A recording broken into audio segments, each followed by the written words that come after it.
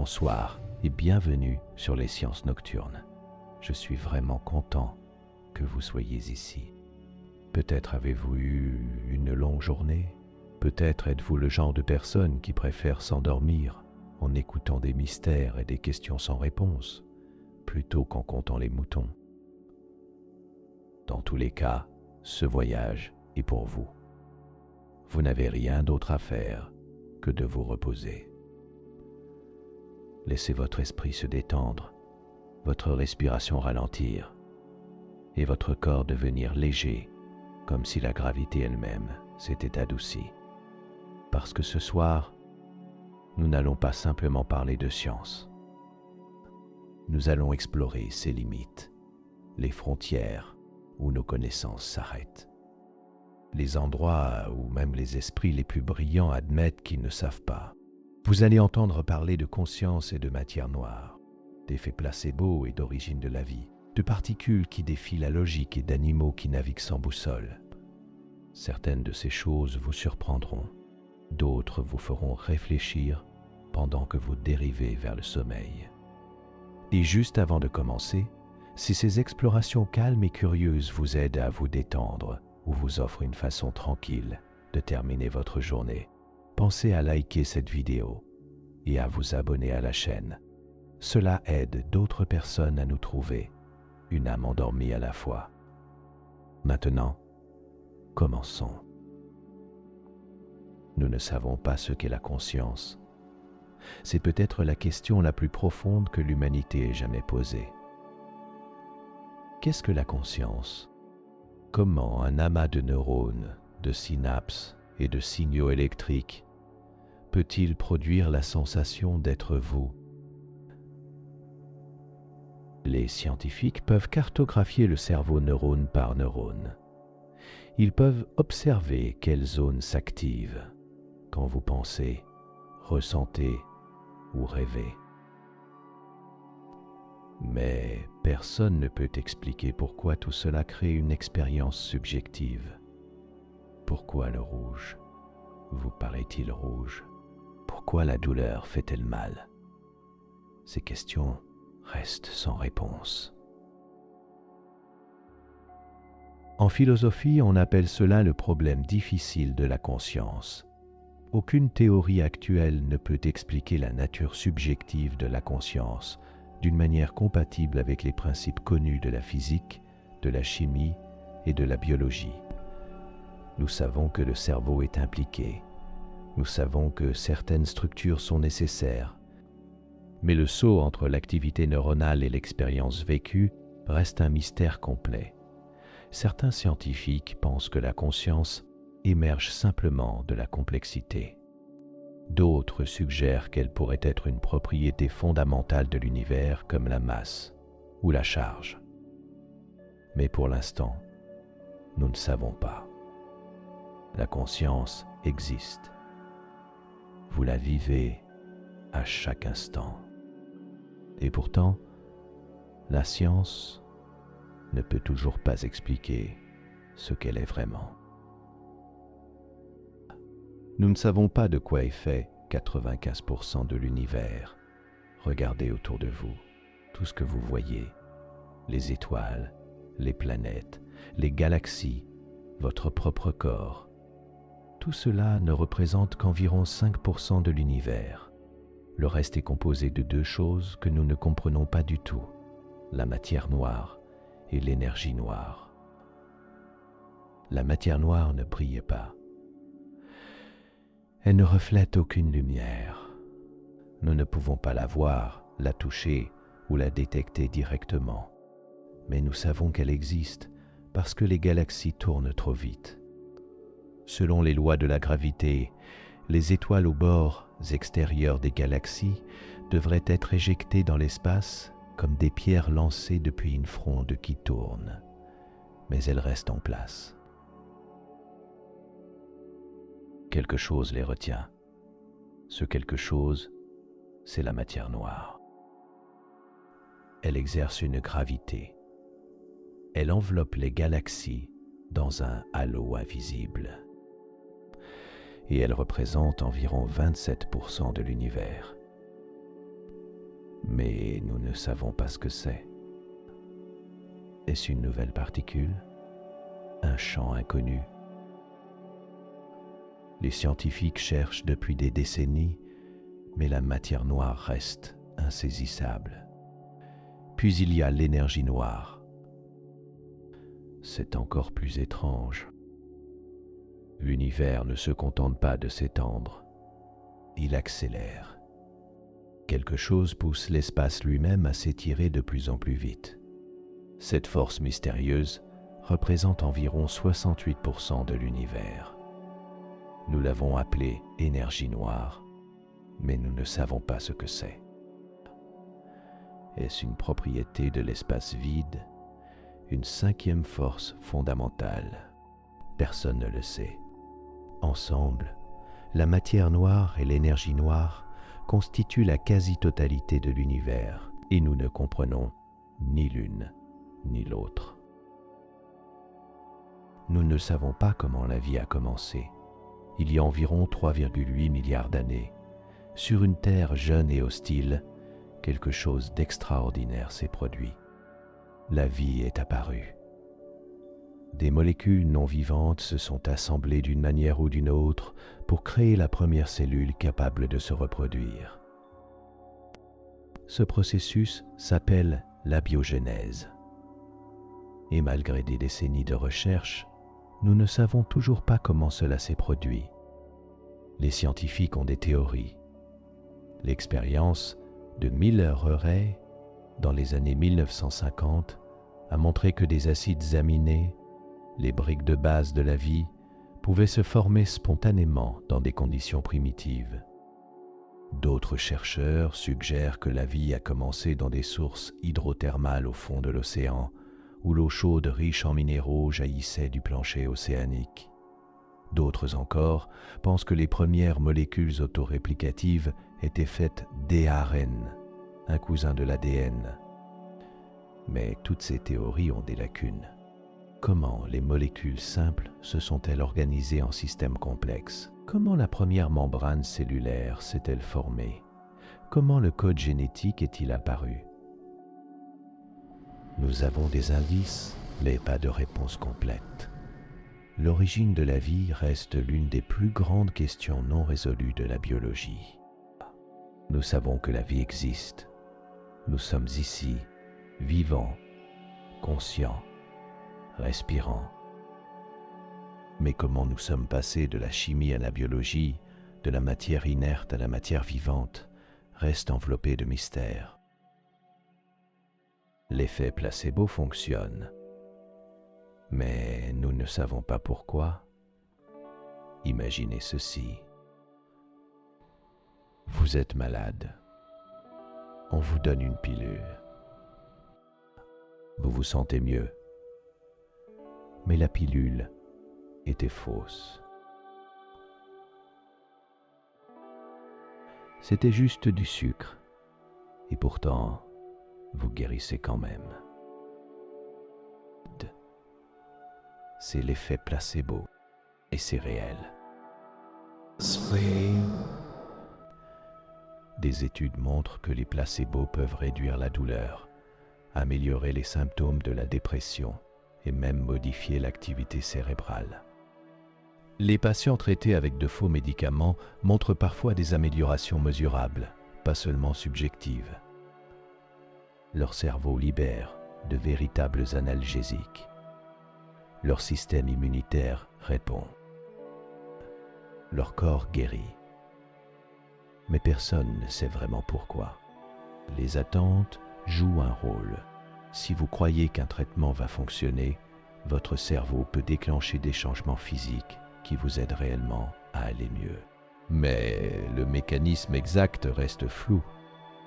Comment une croyance peut-elle modifier la chimie du cerveau?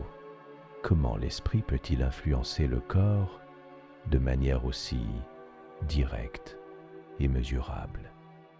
Et puis, il y a l'effet nocebo, le jumeau maléfique du placebo. Si vous croyez qu'un traitement va vous faire du mal, il peut effectivement provoquer des effets secondaires réels. Des personnes prenant de faux médicaments rapportent des maux de tête de la fatigue, des nausées, simplement parce qu'on leur a dit que ces symptômes étaient possibles. L'esprit et le corps sont connectés d'une manière que la science ne comprend pas entièrement. Nous pouvons mesurer ces effets, nous pouvons les reproduire, mais nous ne pouvons pas expliquer complètement comment un simple changement de croyance peut déclencher une guérison ou une maladie réelle. Nous ne savons pas pourquoi nous dormons. Chaque nuit, vous fermez les yeux et perdez conscience pendant des heures. Votre corps reste immobile. Votre esprit dérive dans des rêves étranges et fragmentés. Tous les animaux dotés d'un cerveau complexe dorment. C'est universel. Mais nous ne savons toujours pas exactement pourquoi. Le sommeil semble servir à plusieurs choses. Il aide à consolider les souvenirs. Il nettoie les déchets métaboliques du cerveau. Il restaure l'énergie et répare les tissus. Mais aucune de ces fonctions n'explique complètement pourquoi nous devons perdre conscience. Pourquoi ne pouvons-nous pas simplement nous reposer les yeux ouverts? Pourquoi le cerveau doit-il passer par ces cycles de sommeil profond et de sommeil paradoxal? Certains scientifiques pensent que le sommeil est un état pendant lequel le cerveau réorganise ses connexions, trie les informations importantes des informations inutiles. D'autres suggèrent qu'il joue un rôle crucial dans le système immunitaire, mais il n'y a pas encore de théorie unifiée. Nous savons que le manque de sommeil est dangereux. Il affaiblit la mémoire, altère le jugement et peut même causer des hallucinations. Dormir trop peu pendant trop longtemps peut être mortel. Mais pourquoi le cerveau a-t-il évolué pour exiger cette vulnérabilité nocturne? Cette perte de conscience régulière reste une question ouverte. Vous dormez environ un tiers de votre vie, et pourtant, la science ne peut toujours pas expliquer complètement pourquoi. Nous ne savons pas ce qui s'est passé avant le Big Bang. Il y a environ 13,8 milliards d'années, l'univers a commencé. Tout ce qui existe, l'espace, le temps, la matière, l'énergie, tout est apparu dans une explosion inimaginable que nous appelons le Big Bang. Mais que s'est-il passé avant? La réponse est simple. Nous ne savons pas. En fait, la question elle-même pourrait ne pas avoir de sens. Selon la relativité générale d'Einstein, le temps lui-même a commencé avec le Big Bang. Il n'y avait pas de avant, parce qu'il n'y avait pas de temps. Mais cela ne satisfait pas vraiment la curiosité humaine. D'où vient toute cette énergie? Pourquoi l'univers a-t-il commencé à exister? Certaines théories suggèrent que notre univers est né d'un autre univers, peut-être d'un trou noir, dans une dimension différente. D'autres proposent que le Big Bang n'était pas un début, mais une transition, un rebond après un univers précédent qui s'était effondré. Il existe même des idées selon lesquelles le temps pourrait être cyclique, avec des univers naissants, mourant et renaissant éternellement. Mais toutes ces idées sont spéculatives. Nous n'avons aucun moyen de regarder avant le Big Bang. Les lois de la physique telles que nous les connaissons se décomposent à ce moment initial. Les équations produisent des infinis. Les concepts perdent leur sens. Nous pouvons retracer l'histoire de l'univers jusqu'à une fraction de seconde après le Big Bang. Mais ce moment initial, l'origine elle-même, reste cachée derrière un voile que la science ne peut pas encore soulever. Nous ne comprenons pas la mécanique quantique. À l'échelle la plus petite, au niveau des atomes et des particules subatomiques, le monde ne fonctionne pas comme nous le pensons.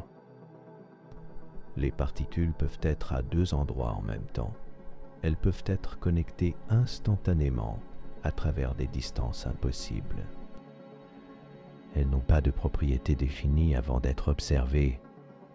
C'est la mécanique quantique. Et c'est l'une des théories les plus réussies de la science. Elle fonctionne. Elle prédit les résultats des expériences avec une précision incroyable. Mais nous ne comprenons pas vraiment ce qu'elle signifie. Prenez le problème de la mesure. Avant que vous mesuriez une particule quantique, elle existe dans une superposition, dans plusieurs états à la fois. Mais au moment où vous la mesurez, elle s'effondre dans un seul état. Comment? Pourquoi? Personne ne le sait. Ensuite, il y a l'intrication quantique. Deux particules peuvent être intriquées de telle sorte que mesurer l'une affecte instantanément l'autre, peu importe la distance qui les sépare. Einstein a appelé cela une action fantomatique à distance. Il pensait que c'était absurde, mais c'est réel. Nous l'avons prouvé dans des expériences. Mais nous ne comprenons pas comment cela fonctionne sans violer les lois de la relativité qui disent que rien ne peut voyager plus vite que la lumière. Il existe de nombreuses interprétations de la mécanique quantique. L'interprétation de Copenhague dit que les particules n'ont pas de propriétés réelles avant d'être mesurées. L'interprétation des mondes multiples suggère que chaque mesure divise l'univers en branches parallèles où tous les résultats possibles se produisent. L'interprétation de De Broglie-Bohm propose que des variables cachées guident les particules. Mais aucune de ces interprétations n'est prouvée. La mécanique quantique fonctionne. Nous l'utilisons pour construire des ordinateurs, des lasers et des technologies modernes. Mais nous ne savons toujours pas ce qu'elle nous dit vraiment sur la nature de la réalité. Si vous aimez ce genre de contenu, n'oubliez pas de vous abonner et d'activer la cloche pour ne rien manquer. Votre soutien nous aide à continuer à explorer ces mystères fascinants. Nous ne savons pas comment les oiseaux migrent avec une telle précision. Chaque année, des milliards d'oiseaux traversent des continents entiers. Ils volent des milliers de kilomètres sans carte, sans boussole, sans GPS, et pourtant ils retrouvent les mêmes lieux de reproduction année après année, parfois jusqu'au même arbre. Comment font-ils? La science a découvert plusieurs mécanismes. Certains oiseaux utilisent le soleil pour s'orienter. D'autres naviguent par les étoiles la nuit. Beaucoup peuvent détecter le champ magnétique terrestre grâce à des particules de magnétique dans leur bec ou à une protéine sensible à la lumière dans leurs yeux appelée cryptochrome. Mais même avec tous ces outils, nous ne comprenons pas entièrement comment ils intègrent toutes ces informations. Comment un jeune oiseau qui n'a jamais migré sait-il où aller? Comment peut-il voler des milliers de kilomètres au-dessus de l'océan sans repère visuel et arriver exactement au bon endroit? Certains oiseaux, comme les sternes arctiques, migrent de l'Arctique à l'Antarctique et retournent chaque année un voyage de plus de 70 000 kilomètres. D'autres, comme les barges rousses, volent sans escale pendant plus de 11 000 kilomètres, traversant le Pacifique en une seule fois. Leur navigation est d'une précision qui défie encore notre compréhension complète. Les papillons monarques font quelque chose de similaire. Ils migrent du Canada vers le Mexique, un voyage que prend plusieurs générations. Aucun papillon individuel ne fait le voyage complet. Et pourtant, les générations suivantes savent exactement où aller, guidées par une carte interne que nous ne comprenons pas encore. La navigation animale reste l'un des mystères les plus fascinants de la biologie. Nous avons des théories. Nous avons des preuves partielles, mais l'image complète nous échappe encore. Nous ne savons pas pourquoi nous rêvons. Presque chaque nuit, vous entrez dans le sommeil paradoxal. Vos yeux bougent rapidement derrière vos paupières closes. votre cerveau s'active avec une intensité presque aussi forte que lorsque vous êtes éveillé. Et vous rêvez. Parfois, les rêves sont étranges, illogiques, terrifiants ou magnifiques. Mais pourquoi rêvons-nous ? La science n'a pas de réponse définitive. Freud pensait que les rêves étaient des manifestations de désirs inconscients. Jung croyait qu'ils contenaient des symboles universels liés à l'inconscient collectif. Les neuroscientifiques modernes ont des théories différentes. Certains pensent que les rêves aident à traiter les émotions, permettant au cerveau de revivre et de réorganiser les expériences émotionnelles de la journée. D'autres suggèrent que les rêves jouent un rôle dans la consolidation de la mémoire, aidant à trier les souvenirs importants des informations inutiles. Il existe même une théorie selon laquelle les rêves sont simplement le bruit aléatoire du cerveau, des décharges nerveuses sans signification particulière, et c'est notre esprit conscient qui tente d'en faire une histoire cohérente au réveil. Mais aucune de ces théories n'explique complètement pourquoi les rêves sont si vivants, si étranges et parfois si mémorables. Pourquoi certains rêves semblent-ils prophétiques ? Pourquoi rêvons-nous de choses qui ne nous sont jamais arrivées ? Pourquoi les cauchemars sont-ils si universels ? Les rêves occupent environ 2 heures de votre sommeil chaque nuit. Vous en avez fait des milliers dans votre vie. Pourtant, la science ne peut toujours pas dire avec certitude pourquoi ils existent. Nous ne savons pas pourquoi il y a plus de matière que d'antimatière. Selon la physique des particules, chaque particule a une antiparticule correspondante. L'électron a le positron, le proton a l'antiproton. Quand la matière et l'antimatière se rencontrent, elles s'annihilent dans une explosion d'énergie pure. Lors du Big Bang, la matière et l'antimatière auraient dû être créées en quantités égales. Et si c'était le cas, elles se seraient toutes annihilées, presque immédiatement. L'univers aurait dû être vide. Mais nous sommes ici. Les galaxies existent. Vous existez. Cela signifie qu'il devait y avoir un léger déséquilibre. Pour chaque milliard de paires particules-antiparticules, il y avait peut-être une particule supplémentaire. Cette minuscule asymétrie a permis à la matière de survivre. Mais pourquoi ?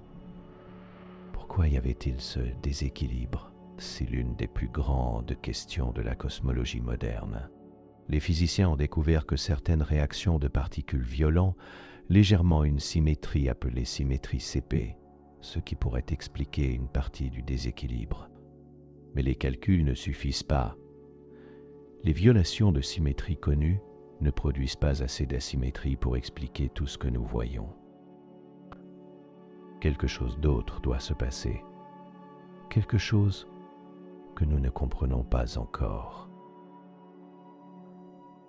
Peut-être y a-t-il des particules encore inconnues. Peut-être les lois de la physique sont-elles légèrement différentes de ce que nous pensions. Ou peut-être l'antimatière s'est-elle retrouvée ailleurs, dans des régions de l'univers que nous ne pouvons pas voir. Mais pour l'instant, c'est un mystère. Vous êtes fait de matière. L'univers est fait de matière. Et la science ne sait toujours pas pourquoi. Nous ne savons pas ce qui cause la gravité quantique. La relativité générale d'Einstein décrit la gravité comme la courbure de l'espace-temps causée par la masse et l'énergie. C'est une théorie magnifique qui fonctionne parfaitement à grande échelle pour les planètes, les étoiles et les galaxies. La mécanique quantique décrit le comportement des particules à l'échelle microscopique. Elle aussi fonctionne parfaitement. Mais les deux théories sont incompatibles. Quand vous essayez de combiner la relativité générale et la mécanique quantique, les équations explosent. Elles produisent des infinis. Elles perdent tout sens. Ce problème s'appelle la gravité quantique. Et c'est l'un des plus grands défis non résolus de la physique. Nous avons besoin d'une théorie de la gravité quantique pour comprendre ce qui se passe à l'intérieur des trous noirs, où la gravité est extrêmement forte et l'espace est infiniment courbé. Nous en avons besoin pour comprendre les premiers instants du Big Bang. Nous en avons besoin pour unifier toutes les forces fondamentales de la nature en une seule théorie cohérente. De nombreuses théories ont été proposées. La théorie des cordes suggère que toutes les particules sont de minuscules cordes vibrantes dans des dimensions supplémentaires. La gravité quantique à boucle propose que l'espace-temps lui-même est fait de boucles minuscules et quantifiées. Mais aucune de ces théories n'a été prouvée. Elles sont mathématiquement élégantes, mais nous n'avons pas encore de preuves expérimentales. La gravité quantique reste un rêve. Un problème que les esprits les plus brillants travaillent à résoudre. Mais pour l'instant, nous ne savons pas comment réconcilier la gravité avec le monde quantique.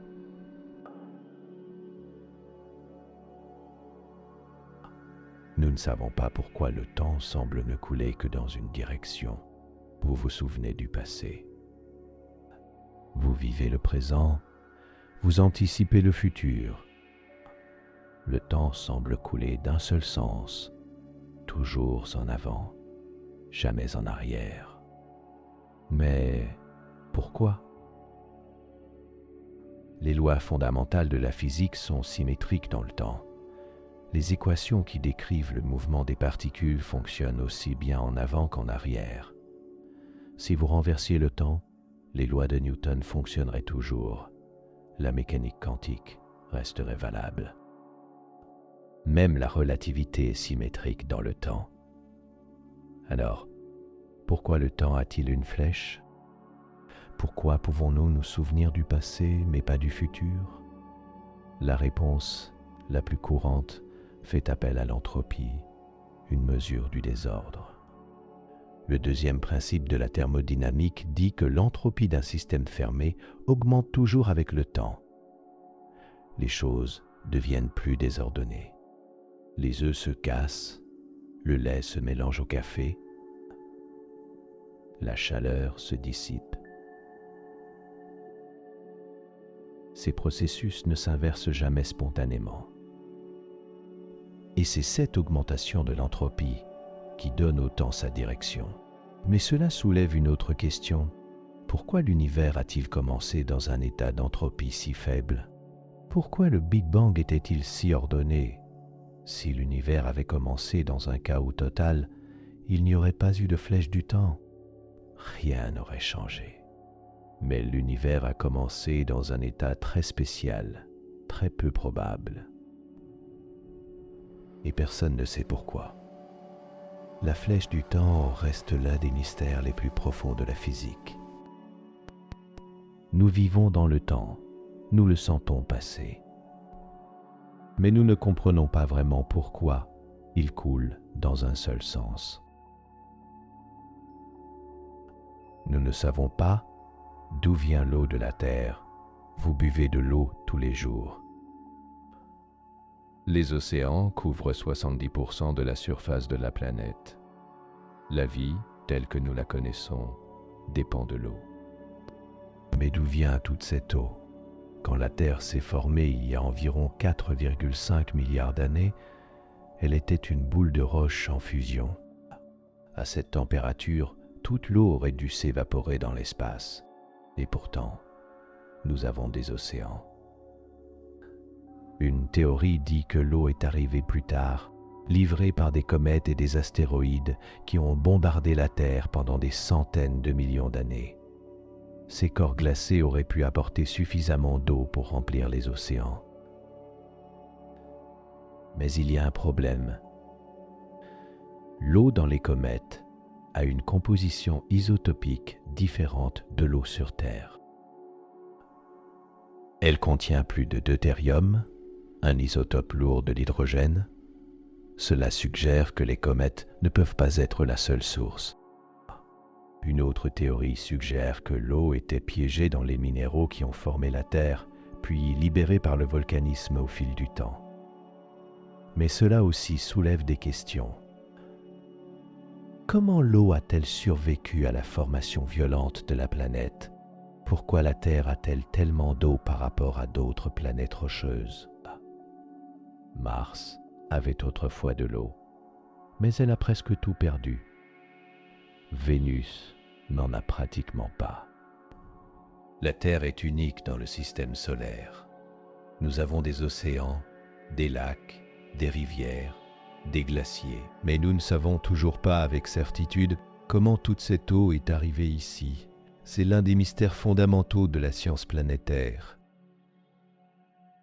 Nous ne savons pas ce qui cause l'effet wow.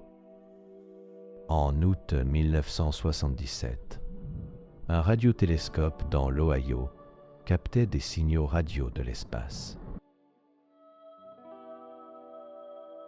La plupart étaient du bruit aléatoire, mais pendant 72 secondes, le télescope a détecté un signal puissant, étroit et très inhabituel. Le signal venait de la direction de la constellation du Sagittaire. Il était si frappant que l'astronome Jerry Ehman a encerclé les données et écrit « Wow » dans la marge. Le signal « Wow » n'a jamais été détecté à nouveau. Malgré des décennies de surveillance et de nombreuses tentatives pour le retrouver, il reste unique. Sa fréquence était proche de 1420 MHz, la fréquence naturelle de l'hydrogène, une fréquence que les scientifiques pensent qu'une civilisation extraterrestre pourrait utiliser pour communiquer. Alors qu'était-ce? Certains disent que c'était une comète qui passait. D'autres pensent que c'était une interférence terrestre. Mais aucune explication n'est complètement satisfaisante. Il augmentait et diminuait exactement comme il le ferait si une source fixe passait dans le champ de vision du télescope pendant que la Terre tournait. Était-ce un message d'une autre civilisation? Une anomalie naturelle que nous ne comprenons pas? Nous ne savons pas. Le signal WOW reste l'un des mystères les plus intrigants de la recherche SETI, la recherche d'intelligence extraterrestre. Nous n'avons aucune preuve définitive qu'il venait d'aliens. Mais nous n'avons pas non plus de preuve qu'il ne venait pas. C'est juste un mystère. Un signal étrange de l'espace. Et nous ne savons toujours pas ce que c'était. Nous ne savons pas pourquoi nous vieillissons. Le vieillissement semble inévitable. Vos cellules se divisent, vos tissus se dégradent, votre corps ralentit. Mais pourquoi? Pourquoi les organismes ne peuvent-ils pas se réparer éternellement? D'un point de vue évolutif, le vieillissement n'a pas beaucoup de sens. Une fois que vous avez transmis vos gènes, l'évolution ne se soucie plus de ce qui vous arrive. Il n'y a pas de pression sélective pour vivre longtemps après la reproduction. Mais cela n'explique pas le mécanisme. Comment exactement vieillissons-nous? Les scientifiques ont identifié plusieurs processus. Les télomères, les capuchons protecteurs à l'extrémité de vos chromosomes, raccourcissent à chaque division cellulaire. Finalement, ils deviennent trop courts et la cellule ne peut plus se diviser. Les dommages oxydatifs causés par les radicaux libres s'accumulent dans les cellules. Les mutations s'accumulent dans l'ADN. Les protéines se replient mal et s'agglutinent. Mais est-ce que l'un de ces processus cause le vieillissement, ou sont-ils tous des symptômes d'un mécanisme sous-jacent plus fondamental? Certains animaux ne semblent pas vieillir du tout. Les homards peuvent vivre plus de 100 ans et ne montrent aucun signe de sénescence. Les méduses Turritopsis dornii peuvent inverser leur cycle de vie et redevenir jeunes.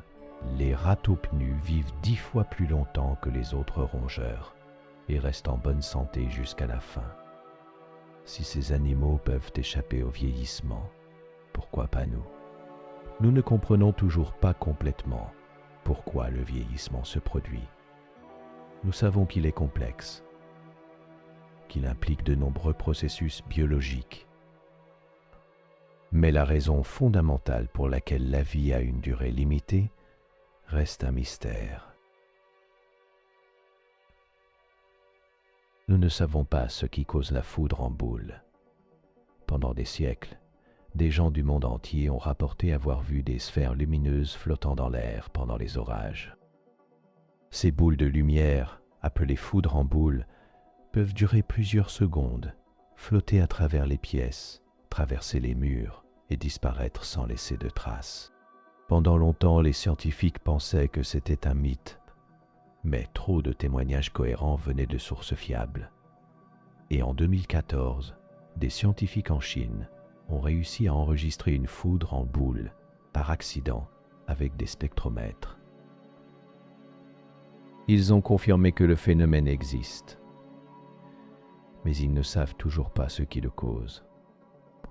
Une théorie suggère que la foudre ordinaire vaporise le silicium dans le sol, créant une boule de plasma qui brûle lentement. Une autre dit que c'est une réaction de micro-ondes dans l'air ionisé. D'autres proposent des explications quantiques exotiques, mais aucune théorie n'explique toutes les observations. La foudre en boule reste l'un des rares phénomènes naturels que la science reconnaît mais ne peut pas expliquer. C'est rare, c'est imprévisible et c'est mystérieux. Nous ne savons pas pourquoi il y a tant de matière dans l'univers. Nous avons parlé de l'asymétrie, matière-antimatière. Mais il y a un mystère encore plus profond. Pourquoi y a-t-il quelque chose plutôt que rien? Pourquoi l'univers existe-t-il? C'est peut-être la question ultime. Et la science n'a aucune réponse. Certains philosophes et physiciens disent que cette question sort du domaine de la science, que la science peut seulement décrire comment les choses fonctionnent, pas pourquoi elles existent. D'autres suggèrent que l'univers pourrait être l'un parmi une infinité d'univers dans un multivers, et que le nôtre existe simplement par hasard. Ou peut-être que les lois de la physique exigent qu'un univers existe, que le néant n'est pas une option stable. Mais toutes ces idées sont hautement spéculatives. Nous ne savons pas pourquoi il y a quelque chose. Nous ne savons pas pourquoi les lois de la physique sont ce qu'elles sont. Nous ne savons pas pourquoi l'univers est réglé de manière si précise que la vie est possible. Ces questions touchent aux limites de la science et de la philosophie. Et pour l'instant, elles restent sans réponse. Vous existez. L'univers existe. Et c'est peut-être le plus grand mystère de tous. Nous ne savons pas comment fonctionne l'anesthésie générale. Chaque année, des millions de personnes subissent une chirurgie sous anesthésie générale. Ils reçoivent une injection ou inhalant un gaz. Ils perdent conscience. Ils ne ressentent aucune douleur. Puis ils se réveillent sans souvenir de ce qui s'est passé. L'anesthésie est l'une des avancées les plus importantes de la médecine moderne, mais nous ne savons toujours pas exactement comment elle fonctionne. Nous savons que les anesthésiques affectent le cerveau. Ils modifient l'activité neuronale, perturbent la communication entre les régions du cerveau, mais le mécanisme exact par lequel ils abolissent la conscience reste mystérieux. Différents anesthésiques ont des structures chimiques très différentes. Certains sont des gaz, d'autres sont des liquides. Ils semblent agir sur différents récepteurs dans le cerveau. Et pourtant, ils produisent tous le même résultat, une perte de conscience réversible. Comment des molécules si différentes peuvent-elles toutes éteindre la conscience? Une théorie dit qu'ils perturbent les membranes des neurones, rendant plus difficile la transmission des signaux. Une autre suggère qu'ils ciblent des protéines spécifiques qui régulent l'excitabilité neuronale. Mais il n'y a pas de consensus. L'anesthésie fonctionne. Nous l'utilisons en toute sécurité chaque jour. Mais nous ne comprenons pas entièrement comment elle éteint la conscience. C'est un autre rappel que malgré tout notre progrès médical, nous avons encore beaucoup à apprendre sur le cerveau et la conscience. Nous ne savons pas ce qui cause la gravité. Nous savons comment la gravité se comporte. Nous pouvons prédire les orbites des planètes. Nous pouvons calculer comment les étoiles s'effondrent en trous noirs.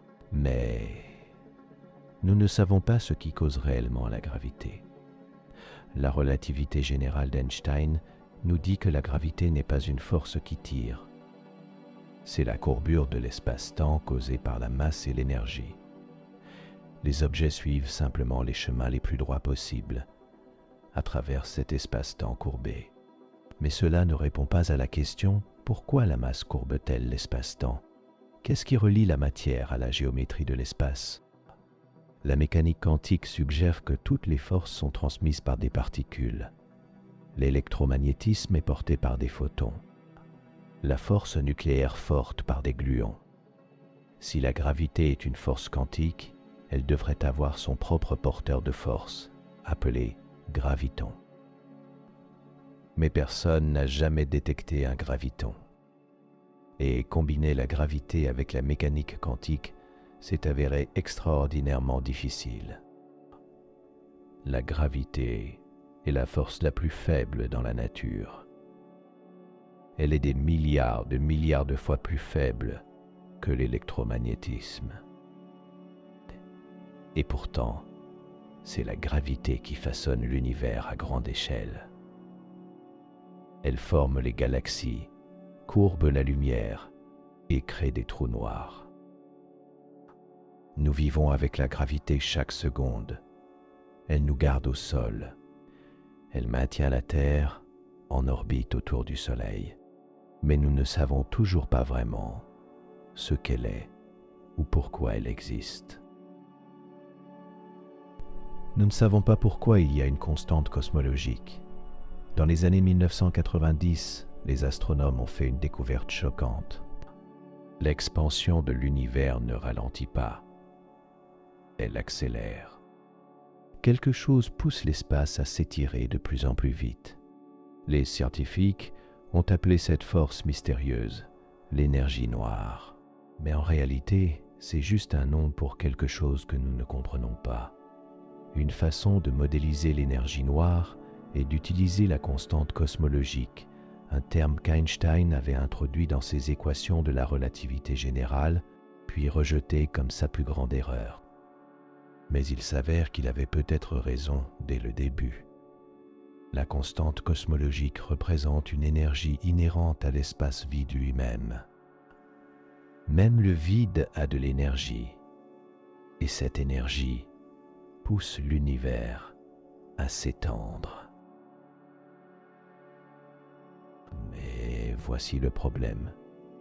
Quand les physiciens essayent de calculer la valeur de la constante cosmologique à partir de la mécanique quantique, ils obtiennent un nombre qui est 10 puissance 120 fois trop grand. C'est la pire prédiction de toute l'histoire de la physique. Pourtant, nous mesurons une constante cosmologique qui est petite mais pas nulle. Pourquoi ? Pourquoi n'est-elle pas zéro ? Pourquoi n'est-elle pas énorme ? Pourquoi a-t-elle exactement la valeur qu'elle a ? Nous ne savons pas. C'est l'un des problèmes les plus embarrassants de la physique théorique. La constante cosmologique existe. Elle façonne le destin de l'univers. Mais nous ne comprenons pas pourquoi elle a la valeur qu'elle a. Nous ne savons pas comment les chats ronronnent. Cela peut sembler trivial comparé au mystère cosmique. Nous ne savons toujours pas avec certitude comment les chats produisent ce ronronnement apaisant et continu. Pendant longtemps, les scientifiques pensaient que le ronronnement venait des vibrations du diaphragme. D'autres ont proposé que c'était les os de la gorge qui vibraient. La théorie la plus acceptée aujourd'hui est que le ronronnement est causé par des contractions rapides des muscles du larynx qui font vibrer les cordes vocales environ 25 fois par seconde. Mais personne n'a réussi à observer directement ce mécanisme chez un chat vivant sans le perturber. Ce qui est encore plus mystérieux, c'est pourquoi les chats ronronnent. Ils ronronnent quand ils sont heureux, oui, mais aussi quand ils ont peur, quand ils sont blessés, même quand ils meurent. Certaines recherches suggèrent que la fréquence du ronronnement pourrait avoir des effets thérapeutiques aidant à guérir les os et les tissus. Peut-être les chats ronronnent-ils pour se soigner eux-mêmes. Mais nous ne sommes pas sûrs. C'est un petit mystère. Un mystère domestique. Mais c'est un rappel que même les choses les plus familières peuvent contenir des secrets que la science n'a pas encore percés.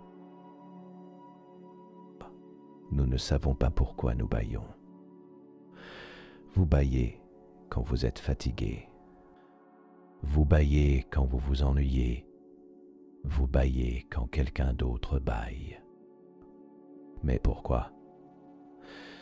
Pendant longtemps, on pensait que le bâillement servait à augmenter l'oxygène dans le sang. Mais des études ont montré que ce n'est pas vrai. Les gens dans des environnements riches en oxygène bâillent autant que les autres. Une théorie plus récente suggère que le bâillement aide à refroidir le cerveau. Quand vous bâillez, vous étirez votre mâchoire, augmentez le flux sanguin vers la tête et inspirez de l'air frais qui peut refroidir le sang qui va au cerveau. Des études montrent que les gens bâillent plus quand leur cerveau est surchauffé. Mais cela n'explique pas pourquoi le bâillement est contagieux. Voir quelqu'un bâiller, entendre un bâillement, même lire à propos de bâiller peut déclencher un bâillement. Ce phénomène est lié à l'empathie et aux neurones miroirs, des cellules dans le cerveau qui s'activent quand vous voyez quelqu'un faire quelque chose. Mais le mécanisme exact reste flou. Le bâillement est universel. Tous les mammifères le font, même les reptiles et les oiseaux bâillent. Et pourtant, nous ne savons toujours pas exactement pourquoi. Nous ne savons pas comment la Terre a évité le destin de Mars. Mars était autrefois un monde humide. Des rivières coulaient, des lacs remplissaient les cratères. Peut-être même un océan couvrait une partie de sa surface. Mais aujourd'hui, Mars est froide, sèche et morte. Son atmosphère a été arrachée par le vent solaire parce que Mars a perdu son champ magnétique global. Sans ce bouclier protecteur, les particules chargées du Soleil ont lentement dépouillé la planète de son air et de son eau. La Terre aurait pu subir le même sort, mais elle ne l'a pas fait. Pourquoi? Notre champ magnétique a joué un rôle crucial. Il est généré par le mouvement du fer liquide dans le noyau externe de la Terre. Ce dynamo géologique protège notre atmosphère depuis des milliards d'années. Mais nous ne comprenons pas complètement pourquoi la Terre a maintenu cette dynamo alors que Mars l'a perdue. La taille joue un rôle. Mars est plus petite et s'est refroidie plus rapidement. Mais il y a d'autres facteurs que nous ne comprenons pas encore. La Terre a eu de la chance. Elle est à la bonne distance du Soleil. Elle a la bonne taille. Elle a une lune géante qui stabilise son axe. Elle a un champ magnétique. Toutes ces choses ont permis à la vie d'émerger et de prospérer. Mais nous ne savons pas exactement pourquoi la Terre a eu tous ces avantages alors que Mars et Vénus ne les ont pas eus. Nous ne savons pas ce qui cause les sursauts radio rapides. En 2007, les astronomes ont détecté un signal radio puissant et extrêmement bref, venant de l'espace lointain. Il a duré quelques millisecondes et a libéré plus d'énergie que le Soleil n'en émet en plusieurs jours. C'était le premier sursaut radio rapide, ou FRB. Depuis, des centaines ont été détectés. Certains se répètent. D'autres sont uniques. Ils viennent de galaxies lointaines à des milliards d'années-lumière. Mais nous ne savons pas ce qui les cause. Les théories abondent. Peut-être sont-ils causés par des étoiles à neutrons hautement magnétisés, appelés magnétars, qui subissent des tremblements de croûte violents. Peut-être viennent-ils de trous noirs en collision. Peut-être sont-ils liés à des étoiles à neutrons qui s'effondrent. Certains ont même suggéré qu'ils pourraient être des signaux de civilisation extraterrestre avancée. Mais nous n'avons aucune preuve solide pour aucune de ces idées. Les sursauts radio rapides sont l'un des phénomènes les plus énergétiques et les plus mystérieux de l'univers. Ils sont brefs, brillants et complètement inexpliqués. Chaque nouvelle détection nous rapproche peut-être de la réponse, mais pour l'instant, il reste un mystère.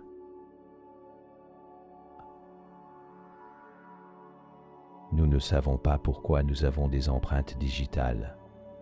Vos empreintes digitales sont uniques. Personne d'autre dans le monde n'a exactement les mêmes motifs de crêtes et de vallées sur le bout de leurs doigts. Mais pourquoi avons-nous des empreintes digitales? La réponse la plus courante est qu'elles améliorent l'appréhension. Les crêtes augmentent la friction, vous permettant de saisir des objets plus facilement. Mais des études ont montré que ce n'est pas tout à fait vrai. En fait, les empreintes digitales réduisent légèrement la surface de contact, ce qui pourrait rendre l'appréhension moins efficace. Une autre théorie dit qu'elles améliorent le sens du toucher.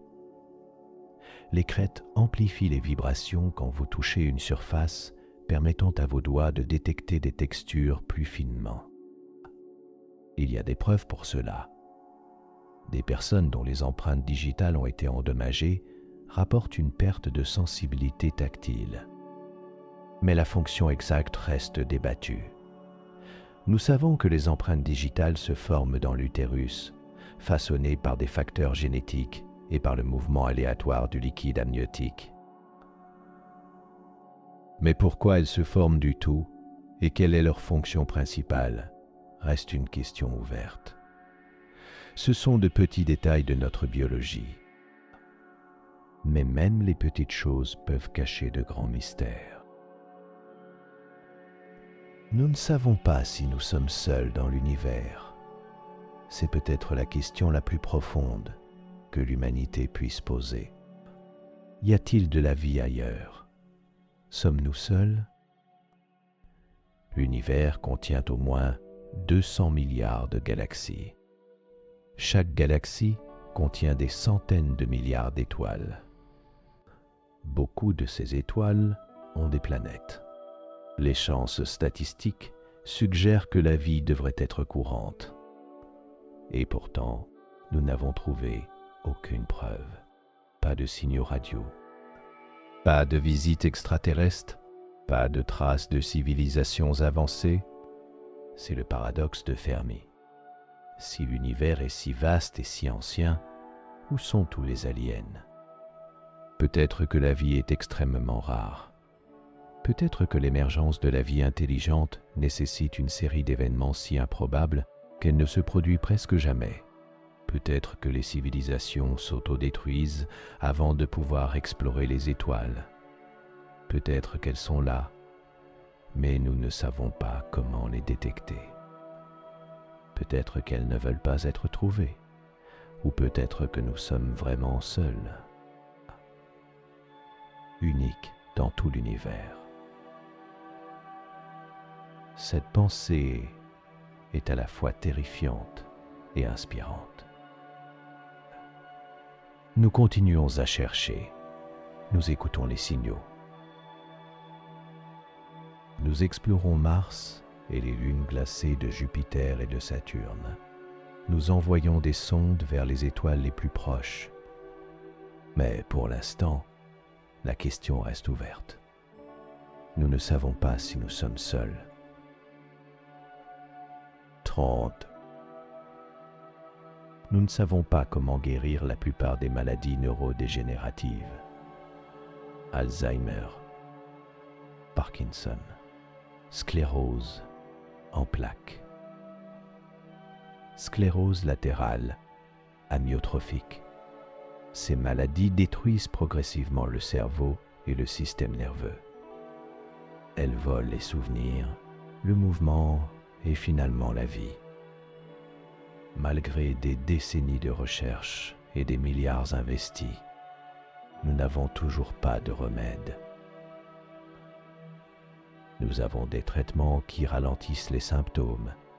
Nous comprenons certains des mécanismes biologiques impliqués, mais nous ne savons pas comment arrêter ou inverser ces maladies. Dans Alzheimer, des plaques de protéines anormales s'accumulent dans le cerveau. Les neurones meurent, les connexions se rompent. Mais nous ne savons pas si les plaques sont la cause ou simplement un symptôme. Dans Parkinson, les cellules qui produisent la dopamine meurent.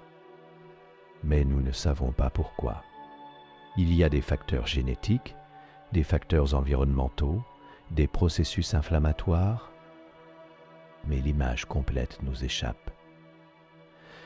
Le cerveau est l'organe le plus complexe du corps. Il contient environ 86 milliards de neurones et des trillions de connexions. Comprendre comment il fonctionne et pourquoi il échoue est l'un des plus grands défis de la médecine moderne.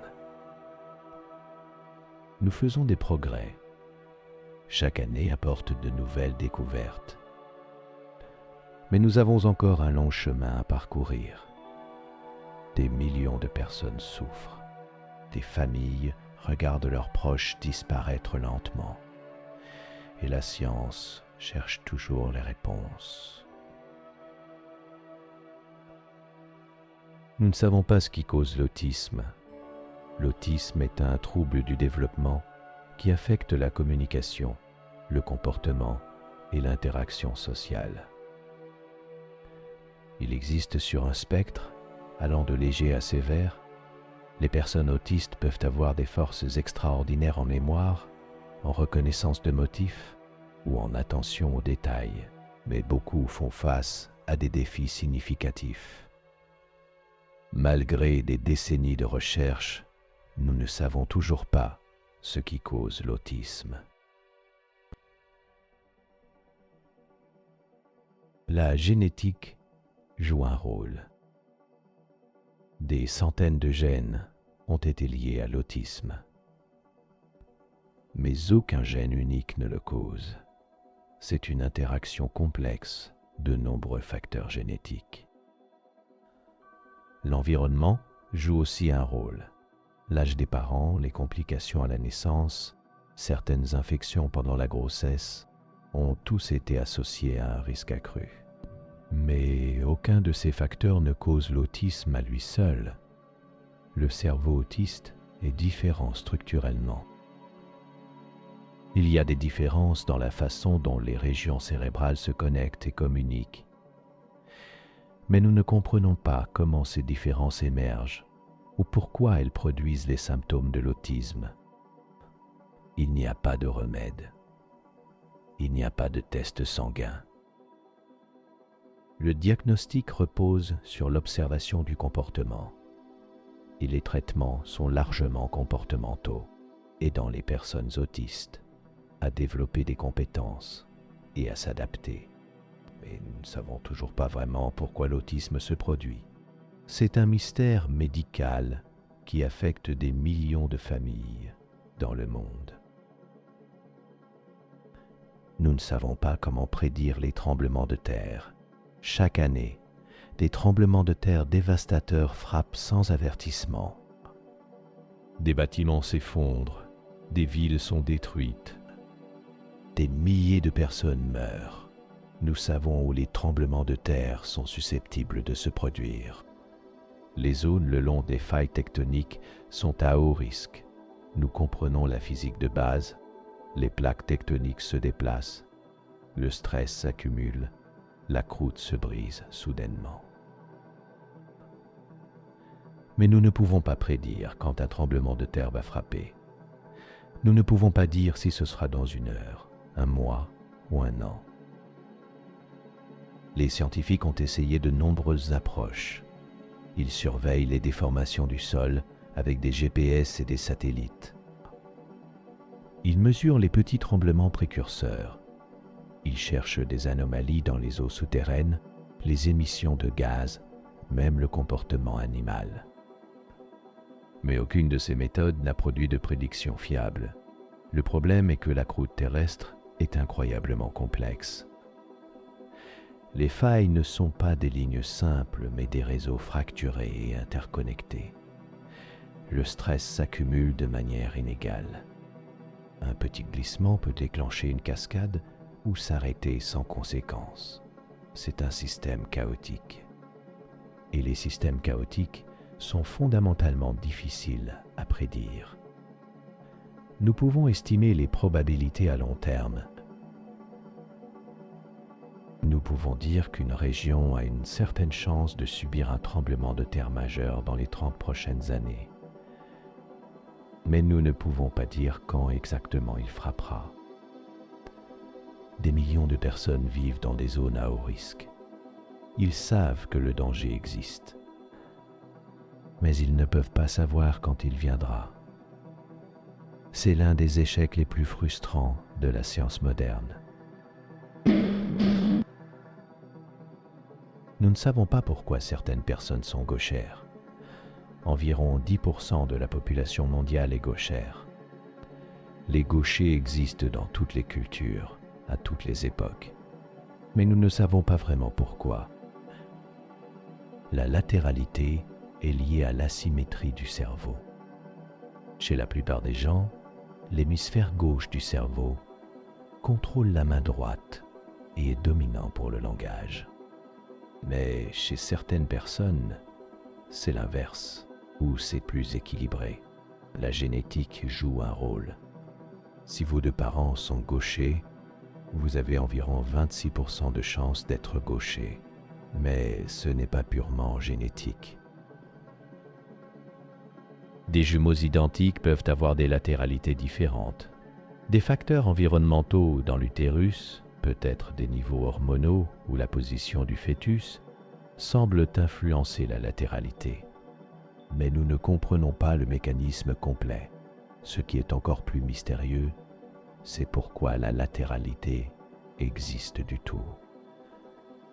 Pourquoi le cerveau est-il asymétrique? Pourquoi une main est-elle dominante? Certains animaux montrent aussi une préférence de pattes, mais les humains ont le niveau d'asymétrie le plus fort et le plus cohérent. Peut-être que la latéralité est liée au langage. Peut-être qu'avoir un cerveau asymétrique permet une spécialisation plus efficace. Mais ce sont des hypothèses. La latéralité est une caractéristique fondamentale de l'être humain. Et pourtant, c'est encore largement un mystère. Nous ne savons pas comment certaines personnes survivent à l'impossible. Il y a des histoires de personnes qui tombent de falaises et survivent. De personnes frappées par la foudre plusieurs fois. De personnes qui survivent à des températures extrêmes qui devraient être mortelles. Ah. Comment est-ce possible? La résilience humaine est remarquable. Le corps a des mécanismes de survie que nous ne comprenons pas complètement. Certaines personnes entrent dans un état hypothermique qui ralentit leur métabolisme, les protégeant des dommages cérébraux. D'autres ont des variations génétiques qui les rendent plus résistants au froid, à la chaleur ou aux blessures. Mais souvent, la survie semble être une question de chance pure. Une petite différence dans l'angle de la chute. Un coussin d'air qui amortit l'impact. Un endroit abrité qui retient juste assez de chaleur. Nous ne pouvons pas prédire qui survivra à l'impossible.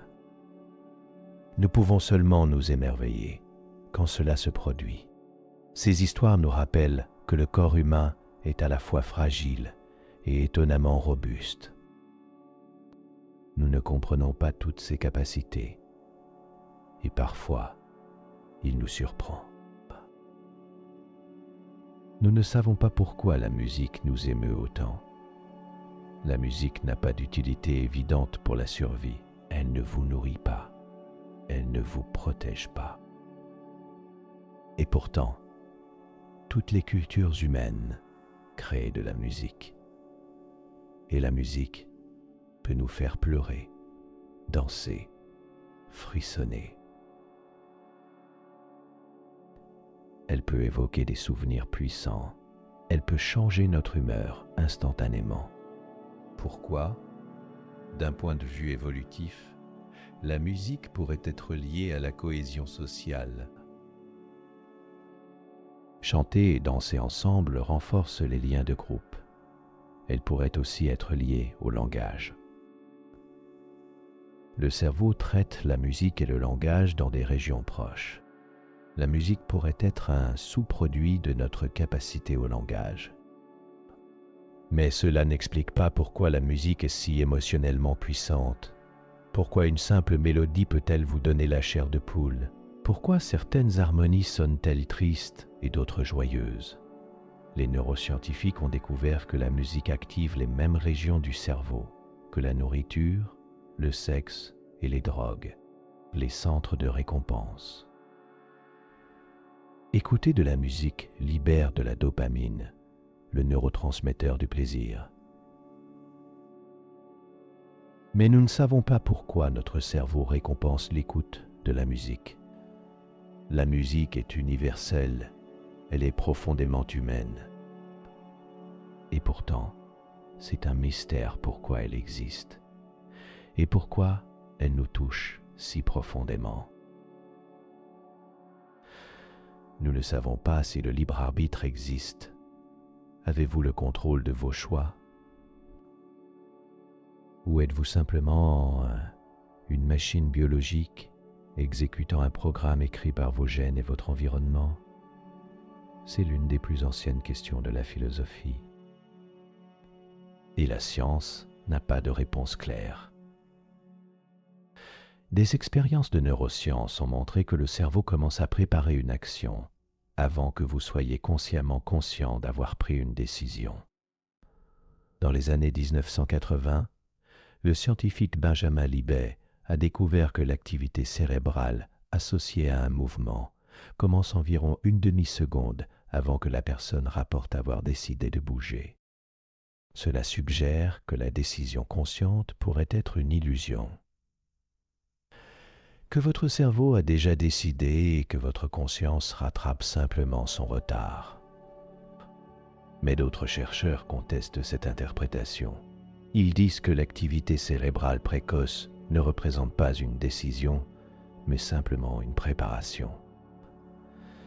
Que la conscience joue toujours un rôle dans l'approbation ou le veto de l'action.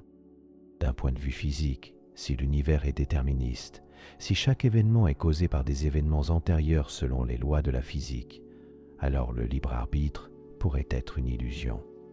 Vos pensées, vos choix, tout pourrait être prédéterminé par l'état initial de l'univers et les lois de la nature. Mais la mécanique quantique introduit du hasard au niveau fondamental. Peut-être que ce hasard laisse place au libre arbitre, ou peut-être que le libre arbitre est une illusion utile, une construction de l'esprit qui nous aide à naviguer dans le monde. Nous ne savons pas. Vous sentez que vous faites des choix. Mais la science ne peut pas encore prouver si c'est réellement vrai. Nous ne savons pas comment guérir le rhume. C'est presque comique. Nous pouvons éditer des gènes. Nous pouvons transplanter des organes. Nous avons envoyé des humains sur la Lune. Mais nous ne pouvons toujours pas guérir un simple rhume. Le problème est que le rhume n'est pas causé par un seul virus. Il y a plus de 200 virus différents qui peuvent causer des symptômes de rhume. Les rhinovirus sont les plus courants, mais il y a aussi des coronavirus, des adénovirus et d'autres.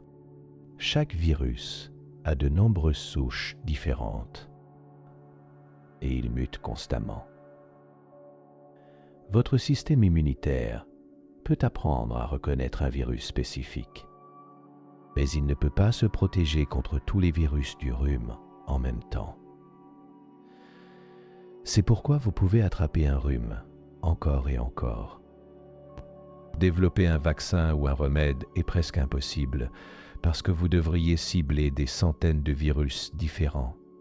Les médicaments antiviraux existants ne fonctionnent pas bien contre les virus du rhume. Ils sont trop divers, trop changeants. Alors, nous traitons les symptômes.